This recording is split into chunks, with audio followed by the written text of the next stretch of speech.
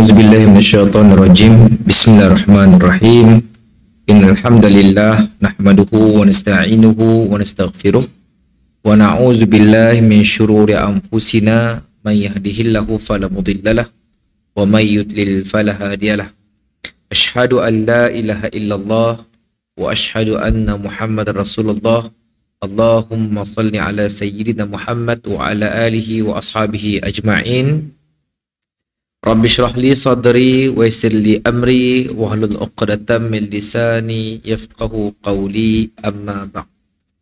Tuan-tuan sidang jemaah dirahmati Allah Subhanahu wa taala. Pertama, selamanya kita terus istiqamah dalam mensyukuri semua nikmat Allah Subhanahu wa taala. Yang kedua, teruskan mengambil berat dan mengambil tahu apa yang sedang berlaku pada saudara-saudara kita di Gaza, supaya bila kita ambil tahu tuan-tuan, dalam doa qunut kita akan berdoa dengan sepenuh hati. Ya, seperti kalau kita dilanda musibah, kita ada masalah, pasti kita akan berdoa pada Allah dengan sungguh-sungguh. Kita ada masalah kesihatan, masalah kewangan, kan? Tapi begitu juga dalam kes penduduk Gaza. Mereka dibunuh, tuan-tuan, dibunuh secara terbuka. Satu dunia menyaksikan. Okay? Dan insyaAllah malam ini kita akan membicarakan satu tajuk yang menarik. Innovation in Religion. Sebutih lah. Semelayunya, perkara baru dalam agama. Benda ini menjadi satu perbincangan besar dalam dunia agama. Dan sebahagian besar kita, termasuk saya sendiri, mewarisi benda yang kita ambil bulat-bulat, tuan-tuan, dalam agama tu. Sehingga kan ada yang pelik-pelik pun orang akan klaim agama. Bahasa mudahnya lah, kita buat sesuatu dan kita binkan pada agama. Sedangkan bukan agama yang, kalau bukan anak kita pun, kita binkan kepada kita pun jadi masalah. Apatah lagi agama, tuan-tuan. Dan ini berlaku. Dakwaan-dakwaan yang datang daripada banyak pihak, dan ia sangat berat sebab ada satu hadis, saya lupa riwayatnya, siapa yang beramal untuk manusia, ini bukan bab apa tidak sunnah. Siapa yang beramal untuk manusia, di akhirat Allah perintahkan untuk minta pahala kepada manusia yang ia tunjukkan apa yang buat. Okey, jadi insyaAllah hari ini kita akan lihat kenapa, tuan-tuan, perkara ini kena, kalau kita tidak menelusurinya, lebih-lebih daripada hadis Nabi SAW dan penjelasan para ulama, kita akan terus diam dan membisu, dan kita beranggapan amalan aku ni okey dah. Sedangkan kesihan dengan diri sendiri, tuan-tuan, bila di hadapan Allah, di hadapan Rasul, rupa-rupa amalan kita tidak dikira.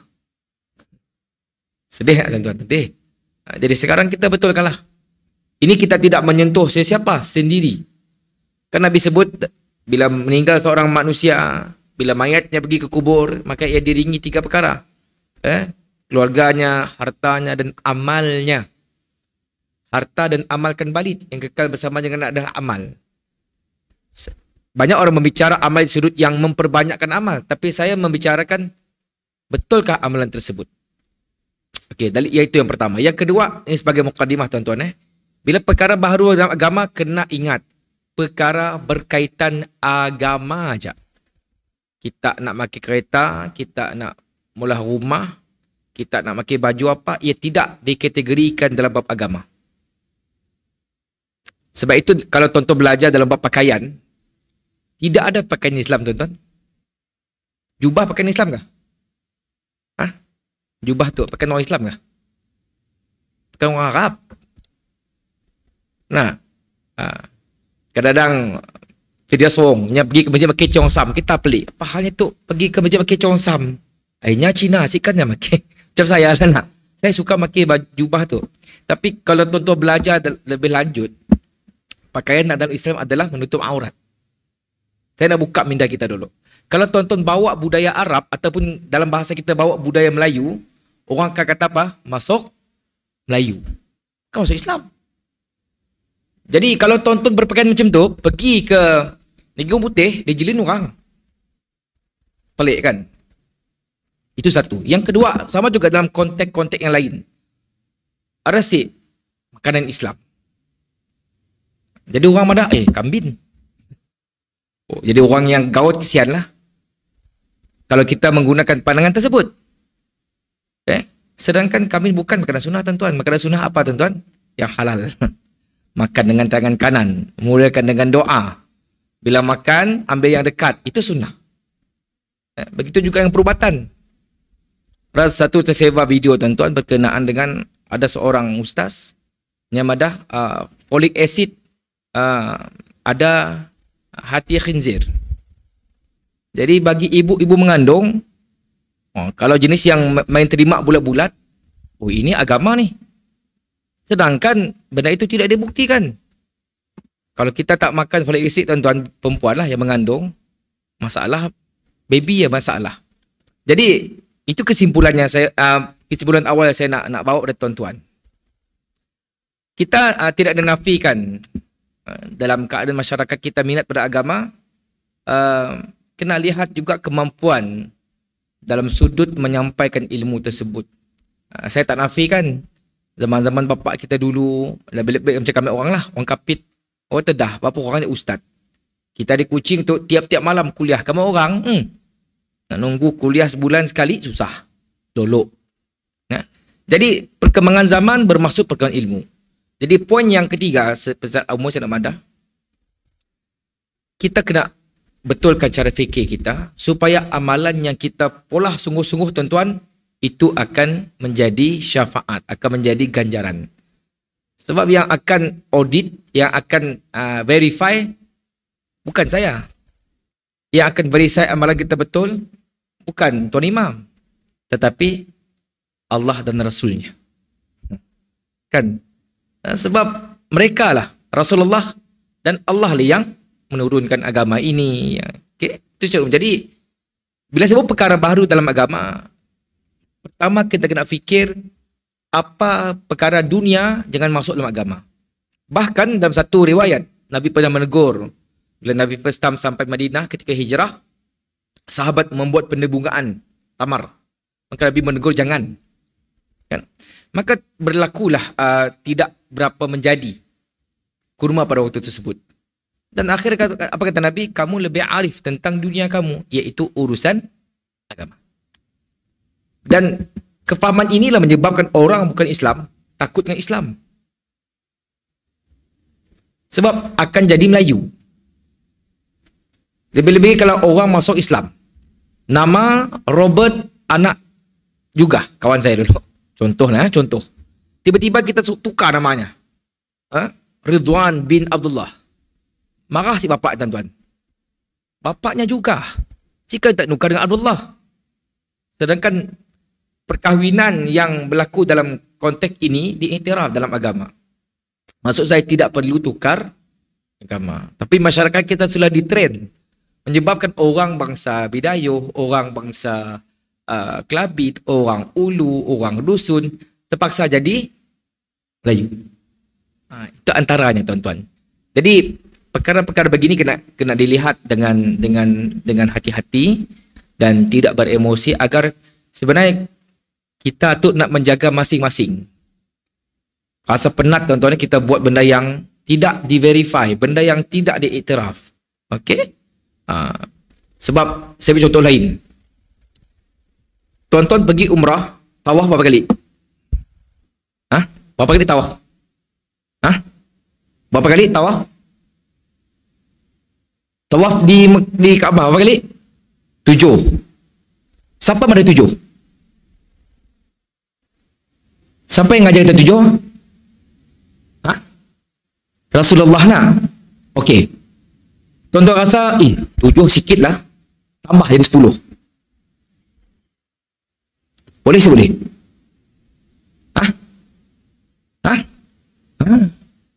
Sebab yang ngajar kita tuan-tuan Rasulullah. Kalau kita berfikir logik, kena 7. Why not 10, 10? Istighfar lepas salat berapa kali Nabi ajar? Ha? 3 kali. Kurang bagus. Modified, jadikan 20. Berani? Nabi madah subhanallah berapa kali? 33. Alang-alang Ustaz 100 lah. Jadi ini yang saya nak maksudkan. Kita tidak punyai authority untuk menambah. Sebab itu kata seorang selupa ulama-ulama itu, sempurnanya agama itu tidak dikurang dan tidak ditambah. Kalau ditambah, kita akan lihat which one yang original. Kalau dikurang macam sebahagian agama Islam yang berlaku di Kemboja, which one yang Islam? Habis semua tuan-tuan. Pada agama-agama lain berlaku benda tu tuan-tuan. Jadi ini yang kita akan bincang. Sebab bagi saya kadang-kadang kita fikir, dulu aku belajar macam tu, bila aku belajar, bukan macam ni. Okay? Kita akan jumpa tuan-tuan. Kalau kita belajar dengan hati yang betul-betul nak mencari kebenaran dalam agama, supaya, sebab dalam satu hadis yang kita akan jumpa kelak, tapi dalam riwayat lain, Nabi bersabda, saya ringkaskan, kata Nabi, seorang itu yang hidupnya beramal dengan amalan ahli syurga, sehingga jarak dia dengan syurga hanya satu zira', satu hasta lebih kurang lah. Tetapi di akhirnya, dalam ketentuan ia telah beramal dengan amalan ahli neraka, maka Allah masukkannya dalam neraka. Begitulah sebaliknya. Dan dalam banyak riwayat, dalam ada satu riwayat, maka sahabat bertanya, ya Rasulullah, apa kami nak buat? Nabi tak kata tambah amal tuan-tuan, tak. Tapi Nabi kata amalan kena mendekati amalan Rasulullah sallallahu alaihi wasallam. Okey, ini yang kita akan bincang lah. Okey. Hadis yang kita akan bacakan adalah diriwayatkan oleh Aisyah radhiyallahu anha. Beliau adalah Ummul Mukminin, yang isteri yang Nabi sallallahu alaihi wasallam paling sayang.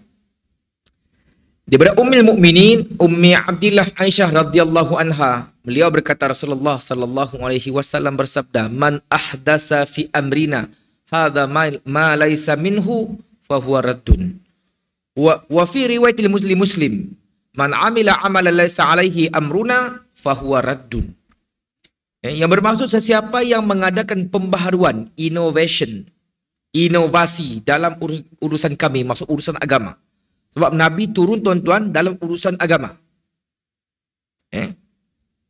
yang bukan berasal darinya, maka ianya tertolak. Itu dalam riwayat Bukhari. Tapi dalam riwayat Muslim, matanya sedikit berbeza.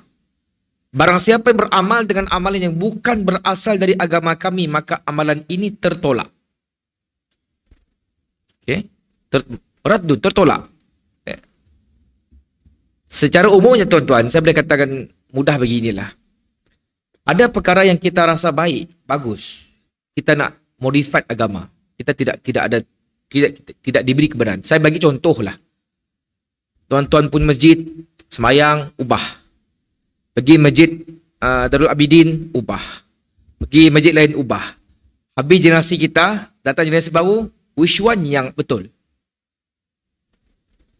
Tahu sih yang betul? Masing-masing dah diubah, ikut selera masing-masing. Itu yang berlaku dengan agama-agama lain. Ia berbeza dengan mazhab. Ini cerita tentang originality. Okay, itu yang kita akan bincang. Dan kita kena lihat dahulu tuan-tuan. Seperti biasa kita kena lihat siapa Ummul Mukminin. Aisyah radhiyallahu anha, beliau adalah anak kepada Abu Bakar As-Siddiq. Dan beliau merupakan anak kepada khalifah pertama. Gelarannya adalah Ummu Abdillah. Sebab ada nama anak saudaranya bernama Abdullah bin Zubair. Beliau dilahirkan di kota Mekah 4 tahun sebelum Rasulullah sallallahu alaihi wasallam dilantik menjadi rasul. Lebih kurang, kalau Nabi lantik Rasul 40, lebih kurang dalam 36. Umur Nabi 36 nya lahir. Dan beliau telah memeluk Islam ketika masih kecil. Beliau berkahwin dengan Rasulullah sallallahu alaihi wasallam di Mekah ketika berusia 6 tahun selepas 3 tahun kewafatan Khadijah. Dan Rasulullah sallallahu alaihi wasallam bersama dengannya di kota Madinah ketika berumur 9 tahun. Itu pada bulan Syawal selepas pulang daripada peperangan Badar pada tahun kedua Hijri. Di samping itu beliau adalah isteri yang paling disayangi oleh Nabi sallallahu alaihi wasallam. Pernah seorang sahabat bertanya, Amr bin Al-As. Amr bin Al-As, tuan-tuan, dia adalah seorang sahabat yang mempunyai banyak sejarah. Beliau terlalu mencintai Nabi sallallahu alaihi wasallam dan pada satu ketika beliau nak bertanya, nak tahu siapakah orang yang paling Nabi sayang? Mula boleh ditanya siapakah yang paling kau sayang ya Rasulullah?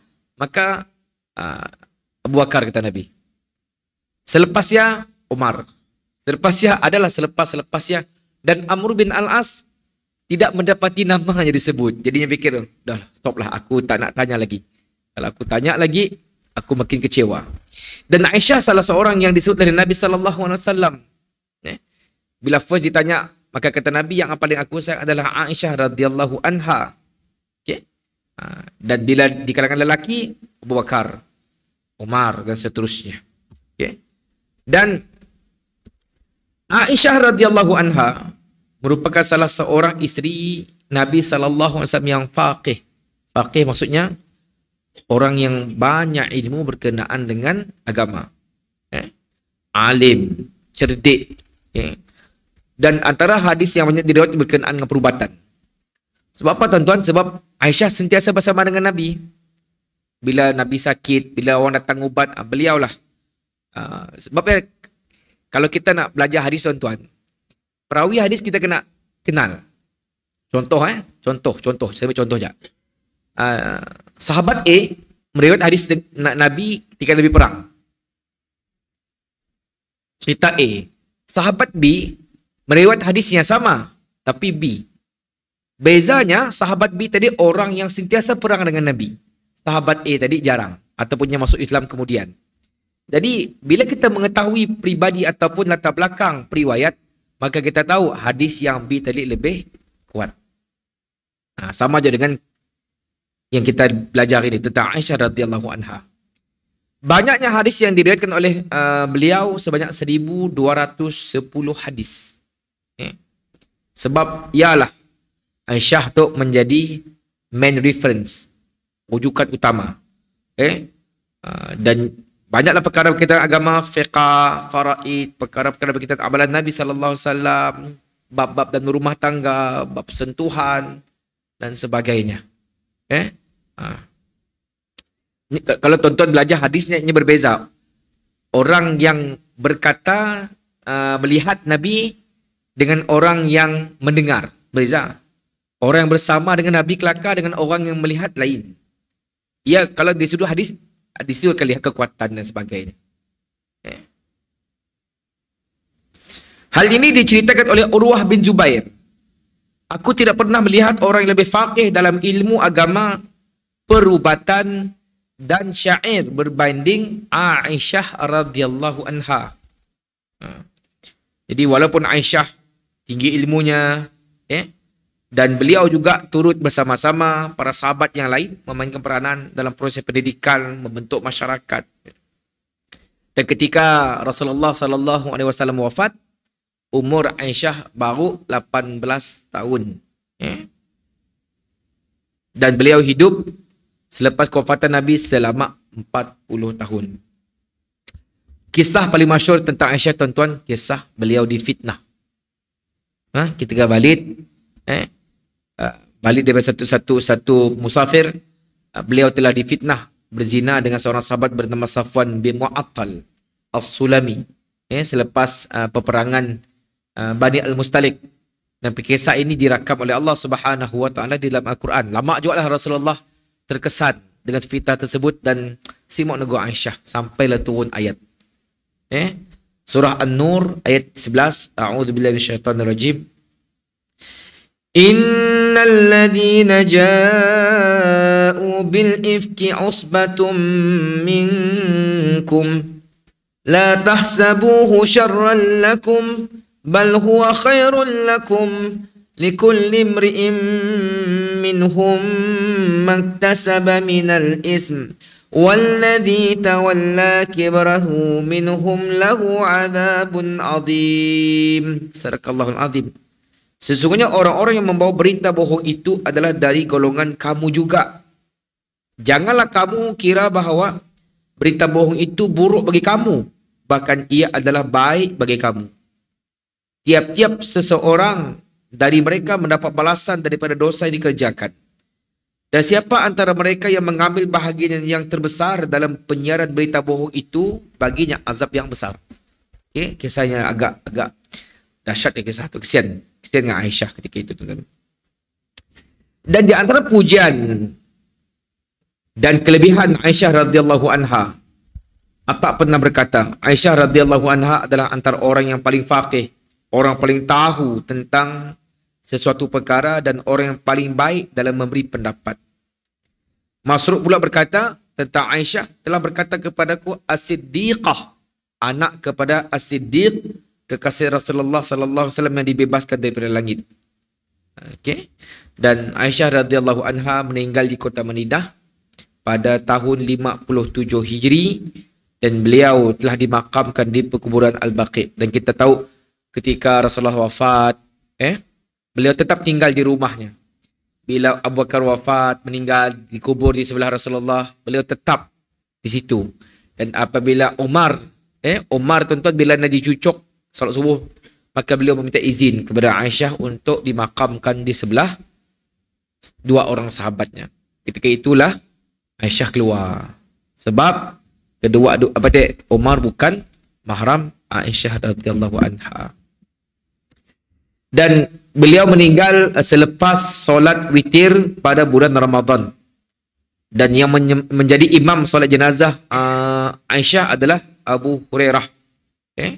Yang ketika itu beliau adalah gubernur di kota Madinah pada zaman pemerintahan Marwan bin Al-Hakam. Dikatakan terdapat 5 orang sahabat yang turun ke kubur Aisyah yang nyambut mayat Aisyah.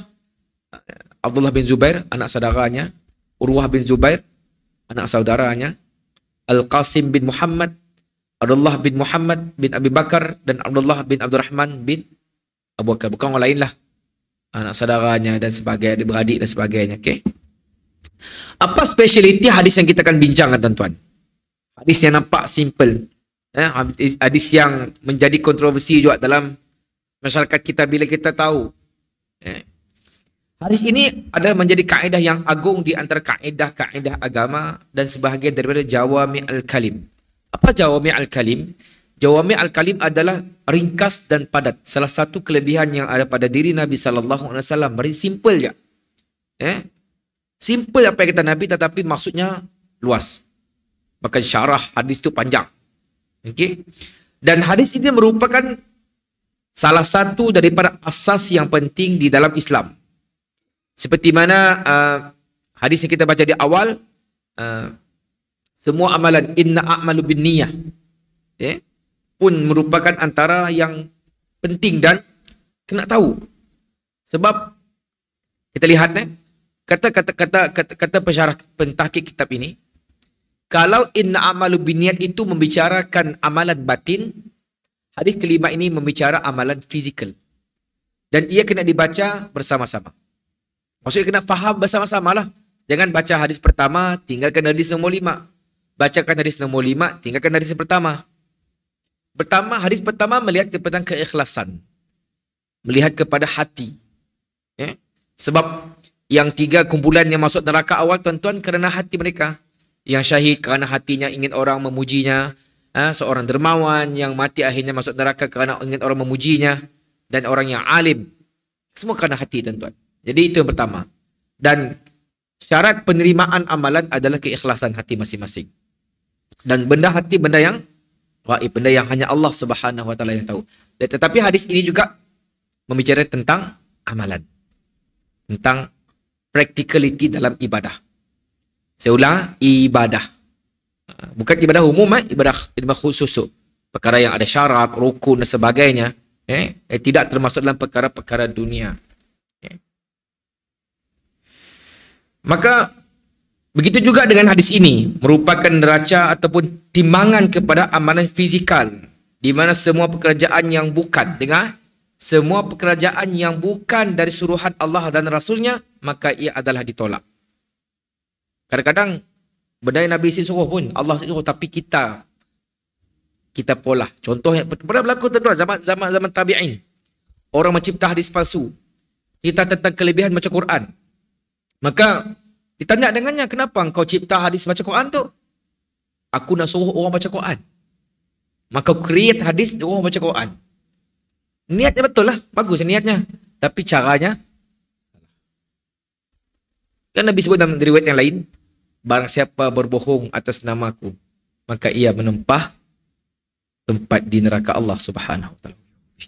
Saya sih mahu tuan-tuan kita beramal tidak dapat syafaat, kita beramal dan dapat pahala, tapi bila kita sebarkan amalannya salah, cuma masuk neraka. Bertentangan kan? Kita buat amalan nak masuk syurga. Tapi bila kita amalan, ada satu kisah lain tuan-tuan, saya nak bagi contoh faham lah.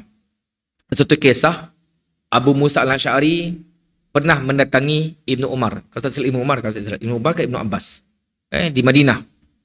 Beliau pergi tuan-tuan, maka sebelum berjumpa dengan sahabat tersebut, dia seorang yang alim, ada anak murid yang ramai. Tapi bila sebelum masuk ke dalam berjumpa dengan sahabat tadi, maka di luar ada kelompok-kelompok orang yang sedang berzikir dengan suara yang nyaring. Satu kumpulan takbir, Allah Akbar, Allah Akbar, Allah Akbar. Satu kumpulan lagi tahmid, alhamdulillah. Berlaku zaman tabi'in. Maka direport dengan sahabat tadi. Keluar sahabat marahnya. Belum hancur lagi kain kafan Rasulullah sallallahu alaihi wasallam, kita orang nak bolah benda macam tu. Daripada kita orang menghitung zikir, bagi kita orang hitung dosa, marah ya tuan-tuan. Maka dia ditanya, apa salah kami? Kami berzikir. Kan? Kamu takkan kami berzikir dan Allah meletakkan kami dalam neraka? Jawapan sahabat ini tuan-tuan pegang sampai mati. Apa kata sahabat tadi? Kamu dihukum, diazab bukan kerana amalan ini. Kamu dihukum kerana berselisih dengan Rasulullah sallallahu alaihi wasallam. Saya bila baca hadis tu dengar takut tuan-tuan. Jadi sekarang banyak kumpulan Syiah masuk, kumpulan yang sesat mula menerap masuk dalam masyarakat kita. Kita tak kenal. Kita orang awam kan, tak kenal. Mungkin dahulu kita tak kenal ajaran Milah Abraham. Saya mengajar satu tajuk menarik di Sukma, khurafat dan syirik dalam Islam. Banyak tuan-tuan yang dilakapkan, maksudnya dibinkan kepada agama. Silat, dengan bacaan tu, perubatan, keris dan sebagainya kan. Jadi kita silat tu, kebal dan sebagainya. Tapi semuanya dibinkan kepada Islam. Jadi orang anggap Islam lah. Dan sebenarnya benda itu tidak datang daripada agama. Okay. Maka kata Nabi tadi, fahuwa raddun. Dan ia tertolak. Setiap orang yang mengada-adakan sesuatu yang tidak dibenarkan oleh Allah dan Rasulnya di dalam urusan beragama, maka ia bukanlah daripada agama ini. Saya ambil satu contoh lain tuan-tuan. Ketika kita jadi makmum atau jadi imam Islam mengajar kita, Rasulullah bila sembahyang, habis sembahyang Nabi akan sama ada ke kanan, ke kiri atau ke belakang. Antara lain Nabi nak pastikan jemaah perempuan keluar. Satu. Antara lain Nabi nak tengok di belakang ada tak orang lain sedang masbuk dan sebagainya. Okay. Bila ada sahabat-sahabat kita sedang masbuk, maka imam kena perlahankan suara. Jangan sampai orang sembahyang tadi, bapa akak takut tengok, lupa. Ada larangan Nabi. Bahkan kita baca Quran, rami-rami, orang beri salam. Sedangkan beri salam wajib sih. Jawab salam wajib sih. Wajib, tetapi kalau orang sedang baca Quran, wajib jawab salam. Ada keadaan-keadaan. Kan? Sebab ialah kita kena, saya sih salah kan. Mungkin bagi saya ada orang yang faham. Antara menguatkan zikir dengan menghormati orang lebih salat, mana lebih utama? Saya sih kata zikir sih boleh. Tapi lihat orang sedang masbuk. Tu dia ajar dalam mazhab Syafi'i, bukan mazhab lain.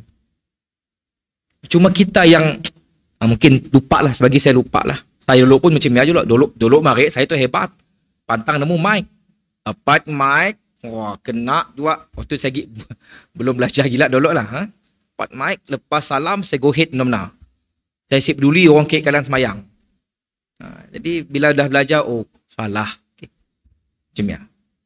Jadi kalau dalam perkara yang which one yang utama, which one yang kena diperlahankan, ada perkara apa lagi perkara yang sakda dalam agama. Contoh dalam contoh lain, semayang sunat gharib Rejab. Nah, semayang sunat kerana bulan Rejab tengah. Imam Al-Qardawi mengutuk keras tuan-tuan amalan tersebut. Qardawi bukan ulama yang syadid, antara ulama yang wasati, pertengahan. Tetapi beliau turut memberi kecaman kepada orang yang mengada-adakan semayang sunat Rejab. Maksudnya create agama, apa orang tadi, semayang lain. Okay. Macam saya pada tadi, Allah tidak menghukum kita kerana salat, tetapi Allah menghukum kita kerana berselisih. Kita nak madah, tetapi beginilah, saya suka ambil cara mudah begini. Bila kita buat sesuatu yang baru dalam agama, dalam sembahyang, zikir, seolah-olah Nabi si ngajar semua. Kan, sedangkan Allah sebut dalam Quran, al-yawma akmaltu lakum dinakum wa atmamtu alaikum ni'mati wa raditu lakum al-islam madinah. Kalau tuan-tuan belajar fiqh, semua ibadah itu haram sehingga ada dalil menyuruh. Saya ulang. Apa je amalan ibadah tuan-tuan haram sehingga ada dalil nyuruh. Tetapi dalam bab dunia, semuanya harus sehingga ada dalil melarang. Contohlah kalau bab makan pun tuan-tuan makin dalil susah. Mi kolok sikit, apa dalil? Mati kita tuan-tuan. Nak ngoda teh tarik minta dalil, nak orang tadi minta burger tambah cheese, apa dalil lebih cheese? Tapi ada dalil, datang dalil melarang apa? Makanan yang haram. Datang dalil lah. Faham tak? Itu secara asasnya. Dan kita lihat beberapa pandangan ulama dalam hadis ini. Imam An-Nawawi berkata hadis ini sewajarnya dihafal dan dijadikan hujah bagi menghapuskan kemungkaran. Imam An-Nawawi tuan-tuan adalah imam dalam mazhab Syafi'i. Walaupun beliau ada juga pandangan-pandangannya yang berselisih dengan tabi'in yang lain. Tapi beliau apa katanya? Hadis ini sewajar dihafal dan dijadikan hujah untuk menghapuskan kemungkaran. Jadi kita fikir sejenak. Create ibadah baru tu mungkar kah? Sebab Imam Nawawi nyebut. Sebab ada orang madah daripada kita orang melarangkan orang beribadah bagus, kita orang larang orang menolak. Sebenarnya tu pun termasuk dalam kategori mungkar. Melawan Rasulullah, mungkar lah. Nah, satu hadis gitu tuan-tuan. Tuan-tuan pernah dengar hadis Audul Kautsar? Selepas lepas daripada sebelum kita pergi ke Sirat, kita akan pergi ke Telaga Nabi. Telaga Nabi tuan-tuan sangat besar. Setiap Nabi ada telaga. Ada Nabi yang seorangnya pun umat, ada yang sada umat pun memang ada banyak. Dan Nabi paling banyak umat. Bahkan gayung-gayung dalam telaga tersebut seperti bintang di langit. Banyaklah. Okay? Jadi kita dah lama di masyarakat tuan-tuan, ribuan tahun tanpa minum, panas sebagainya. Kita segera nak minumlah. Dan sampai minum Telaga Al-Kautsar tu, yang sebagian riwayat mengatakan ia daripada salah satu sungai. Kalau tuan-tuan buka tafsir Al-Kautsar, Kautsar itu bermaksud banyak. Dan sebagian riwayat mengatakan Kautsar itu adalah sungai di antara sungai dalam syurga.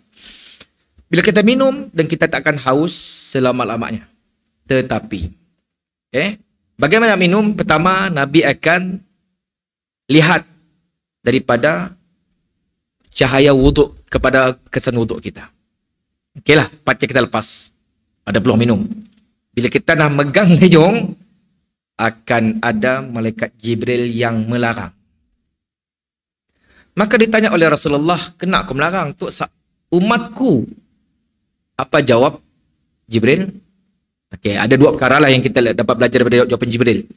Pertama, engkau tidak tahu apa yang mereka buat pada agamamu selepas kewafatanmu.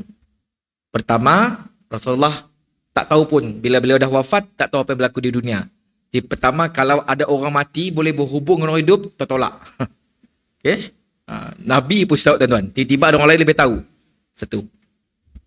Kan ada kes isteri Habib yang menziarah suaminya hari-hari. Saya popular sini. Rasulullah pun dapat tiba-tiba ada orang lain dapat. Itu yang pertama. Yang kedua, kata Jibril, kau tak tahu apa mereka buat pada agamamu. Maksudnya, innovation dalam agama. Tokok tambah dalam agama. Ada yang mengurang, ada yang menambah. Macam dalam bab faraid tuan-tuan. Kan ada hitungan-hitungannya. Nak ubah tak dapat tuan-tuan. Bila bab faraid tu yang paling selesa bercerita perempuan lah. Bila bab faraid yang paling suka dengan orang lelaki lah. Kan? Tapi sebenarnya kalau kita memahami betul, yang dapat faraid tu jangan seronok-seronok. Ada tanggungjawab lain. Okay, itu hadis yang menceritakan tentang beratnya kita coba untuk modify agama tu. Okay. Kata Ibnu Daqiq al-Aid, hadis ini semestinya mendapat perhatian lebih dengan cara menghafal, menyebarluaskan dan menggunakannya bagi menumpahkan semua bentuk kemungkaran. Sama juga. Imam An-Nawawi madah kemungkaran, Ibnu Daqiq al-Aid pun madah kemungkaran. Ini kerana hadis ini mencakupi semua itu. Okey, kita beri laluan kepada adzan Isya. Muhammad bin Wasilah wal Fadilah والشرف والدرجة العالية الرفيعة وبأسق مقام محمود الذي وعدته إنك. Tuan-tuan dan Allah Subhanahu wa taala, saya sebut lagi 3 orang pandangan ulama tentang hadis ini tuan-tuan. Seterusnya adalah Ibnu Hajar Al-Haytami. Ada 2 Ibnu Hajar tuan-tuan. Ibnu Hajar Al-Haytami itu Syafi'i, Ibnu Hajar Al-Asqalani itu Hambali. Okay. Dan kena sebut sampai hujung. Kedua-duanya mempunyai sedikit pendekatan berbeza. Apa kata Ibnu Hajar Al-Haytami? Hadis ini merupakan salah satu kaedah yang terdapat di dalam Islam dan manfaatnya amat luas dipandang dari sudut lafzinya. Kerana ia adalah muqaddimah umum bagi setiap dalil yang digunakan untuk menerbitkan hukum syarak. Manakala Ibnu Rajab Al-Hambali berkata hadis ini merupakan usul yang agung daripada usul Islam. Ia seperti satu balancing ataupun neraca timbang bagi amalan pada zahirnya. Kalau a'malu binniyat itu dinilai kepada keikhlasan hati, ya ini pula dilihat dari sudut betulnya perbuatan kita mengikut aturan. Sallu kama ra'aitumuni usalli, ya. Kata Nabi, sembahyang seperti mana aku sembahyang, dan khudhu anni manasikakum, ambilkan daripadaku cara mengerjakan haji. Okey. Cuma tuan-tuan kita kena jangan sempitkan pemikiran kita lah. Ada orang bila dengar apa yang seperti yang saya sampaikan, kan bisa kita nak lebihkan zikir macam ni ustaz. Okey. Dengar tuan-tuan dalam 4 jamaah, 4 yang memerlukan kewajipan, ada keringanan pada umat Islam. Tetapi dalam bab sunat itu urusan peribadi, terpulang tuan-tuan. Contoh orang nak zikir 1000 kali, 1 juta kali sendirian, terpulang. Istighfar, tidak. Tapi dalam bab yang Nabi dah padah, ikut. Maksudnya ada ruang. Untuk yang kalau tuan-tuan belajar fiqh Syafi'i, selepas sembahyang yang kita baca berapa persen zikir ya? Ada lagi lain tuan-tuan, tuan-tuan dah baca semua, beban sih pada orang lain. Tapi kita memang disuruh berzikir. Tetapi saya nak madah, okey. Pertama, dalam bab yang ada kewajipan, mesti ikut imam, mesti secara apa yang Nabi sebut macam solat, puasa dan sebagainya. Okey, contohnya puasa. 1 Syawal tetap haram berpuasa, walaupun kita madah ustaz. Si best lah puasa 29, mesti 30. Jadi orang 1 Syawal, orang rayanya gagal je nak puasa, daripada nak dapat pahala, dapat dosa ke pahala puasa pada 1 Syawal? Berdosa lah. Kan? Tuan-tuan nak pula zakat 2.5%. Tuan-tuan nak bayar lebih juga. Maka yang lebih jadi sedekah, nyasikan jadi zakat. Tuan-tuan macam ni pun aku siwa aku mau zakat juga. Tetap sih boleh tuan-tuan. Nah, tuan-tuan nak pergi haji. Orang madah 10, 11, 12, 13 je melontar jamrah. Aku nak pula 10 hari lebih kan. Boleh sih? Si boleh, cukup. Nabi dah pernah macam mana. Tapi dalam bab lain, contohnya tuan-tuan nak sembahyang sunnah mutlak, tuan-tuan nak baca Quran, tuan-tuan nak tahajud, tuan-tuan nak berzikir, tuan-tuan nak istighfar sendirian, silakan. Nampak sih keadilan pada dia. Sebab saya melihat begini tuan-tuan. Ada sahabat-sahabat yang berminat dengan Islam. Okay? Dan mereka belajar dengan ustaz-ustaz, ustazah. Jadi mengadulah. Adakah Islam macam tu? Yang ceritakan saya lah. Lepas sembahyang subuh kena tunggu sembahyang duha, lepas sembahyang syuruk, lepas syuruk kena duha, lepas kena zikir 1000 kali. Jadi nyamik macam tu ke Islam? Jadi saya terangnya lah. Yang wajib sekian, sekian, sekian. Yang sunat itu bergantung atas masa masing-masing. Sebab ada orang kita package-kan agama yang sunat dengan digabungnya sekali. Ini salah. Tapi bagi orang yang baru mengenal, kena faham. Sebab dalam perkara rukun, perkara sunat hay'ah, sunat abad, kena dibelajar tuan-tuan supaya dia tidak memberat. Okay. Sama dengan bab wuduk.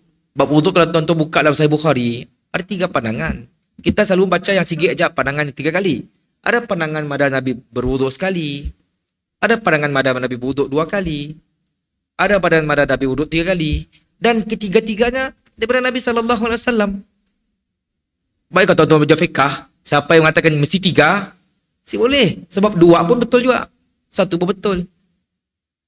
Maksudnya, agama telah menyusun perkara ini sangat baik tuan-tuan. Tidak ada cara lain melainkan dengan belajar.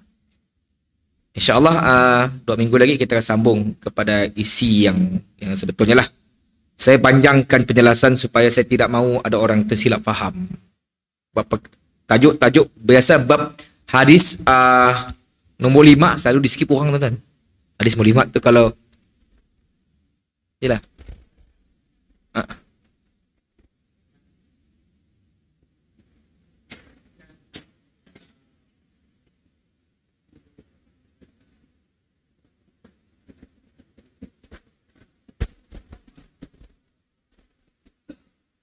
Si pendengar boleh sampaikan saya si.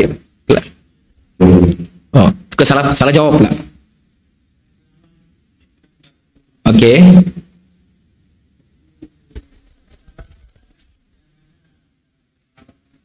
Okey. Oh, maksud. Okey. Soalannya? Okey, ini cara terbaik untuk solat Nabi. Okey. Ingat tuan-tuan memang ada sahabat nanya Nabi, bagaimanakah salawat terbaik? Maka Nabi menjawab, Allahumma salli ala Muhammad. Betul. Salah, betul lah. Tapi kalau ada orang nak nambah, Allahumma salli ala Sayyidina Muhammad. Komen saya, dalam bab ibadah, tolong fix dengan yang Nabi ajar. Kalau kita nak nambah, lebih baik di luar. Tapi kalau ada pandangan mengatakan nak tambah, tapi saya lebih berhati-hati dalam bab dia, saya akan nambah. Sebab ada ruang lain untuk tuan-tuan nak nambah perkataan Sayyidin. Tapi saya menyalahkan sebab ada pandangan mengatakan boleh. Tapi betul, seringkas-ringkas Allahumma salli ala Muhammad. Sama dengan istighfar. Wallahu a'lam. Tapi ada cerita lain lah. Salawat, ada nama-nama yang lain kan? Yang diajar oleh para ulama dan sebagainya. Bagi saya, pulang ke tuan-tuan yang beramal. Faham? Jangan sampai mewajibkan perkara yang tidak datang dengan dalil. Wallahu alam. Jelas je?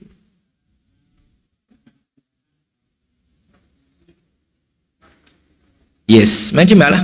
Sebab yang saya katakan tadi, tambahan-tambahan. Sebab yalah, gini tuan-tuan kalau tuan-tuan belajar fiqh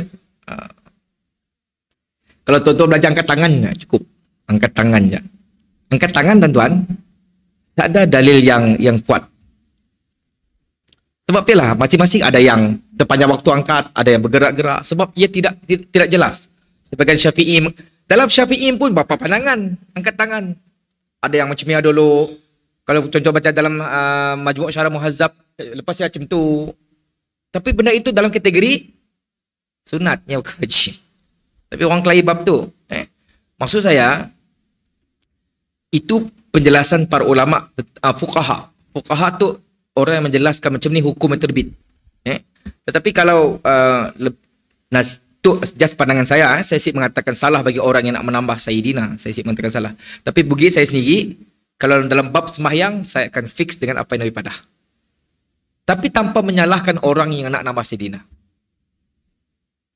Poinnya, siapa nak nambah Sayyidina silakan, jangan nganuk orang asyik nambah. Orang yang asyik nambah, jangan nganuk orang nambah. Sebab kedua-dua ada pandangan. Okay, kesimpulan yang saya boleh sebut, selagi ada pandangan, silakan. Tapi kalau dia ada-adakan, elakkan. Satu. Kedua, bergantung atas diri masing-masing. Siapa yang dalam agama tuan-tuan, lebih bukan bermaksud lebih pahala sih. Kurang bukan bermaksud kurang pahala sih. Contohnya orang berwuduk 3 kali. Lebih bagus daripada orang berwuduk sekali sih. Agama kita sih boleh pukul rata semua masa menjual. Siapa? Sebab ketiga-tiga hadis yang sahih. Sebab ialah bila sahabat pergi ke satu tempat, ada 2 kumpulan. Nabi madah sampai dulu baru sembahyang asar. Satu kumpulan madah, siapa dah masuk asar tu? Aku sembahyang juga. Jadi satu kumpulan sembahyang asar, masuk waktu sembahyang. Satu kumpulan lagi simuk masa sembahyang. Sebab nak sampai dulu bawa sembahyang. Padahal Nabi. Nabi senyum je. Faham? Wallahu ta'ala a'lam. InsyaAllah perbincangan ini kita akan sambung lagi 2 minggu akan datang. Kita tangguh dengan membaca tasbih kafarah dan suratul Asr. Bismillahirrahmanirrahim. Wal asri innal insana lafi khusr illa allazina amanu wa amilus solihat wa tawasaw bil haqq wa tawasaw bis sabr. Subhanakallah bihamdika asyhadu an la ilaha illa anta astaghfiruka wa atubu ilaik. Terima kasih atas perhatian. Maaf atas kekurangan. Assalamualaikum warahmatullahi wabarakatuh.